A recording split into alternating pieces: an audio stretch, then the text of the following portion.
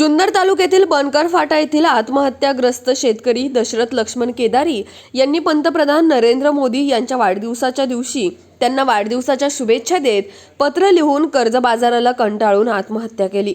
या घटनेची सोशल मीडियातून अनेक ठिकाणी चर्चा झाली। याची दखल घेऊन माजी केंद्रीय कृषी मंत्री खासदार शरदचंद्रजी पवार यांनी सकाळी 11 वाजता बनकर फाटा येथे शेतकरी कुटुंबाची भेट घेऊन सांत्वन करून राष्ट्रवादी वेलफेअर फाउंडेशनच्या माध्यमातून 1 लाख रुपयाचा धनादेश देऊन तसेच म्हाडाच्या माध्यमातून कुटुंबास सदनिका मिळवून देण्याची देखील यावेळी पवार यांनी कुटुंबास आश्वासित करून शेतकरी कुटुंबाची मदत केली। यावेळी माजी गृहमंत्री दिलीप वळसे पाटील, जुन्नरचे आमदार अतुल बेनके, अकोले तालुक्याचे आमदार डॉक्टर किरण लहामटे, आमदार नरहरी झिरवळ, माजी आमदार दिलीप ढमढेरे यांसह तालुक्यातील विविध राष्ट्रवादी पदाधिकारी, कार्यकर्ते व ग्रामस्थ मोठ्या संख्येने उपस्थित होते।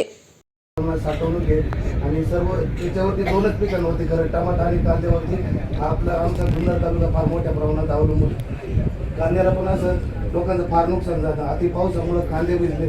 आत्ताची परिस्थिती अशी का कांदे कोणाचे 300 पिशवी असेल तर त्यांचे कुठेतरी 100-50 पिशवी हाताला लागते आणि बाजारभाव नाही। त्याच्यामुळे फार शेतकरी एकदम जीवाला कंटाळले।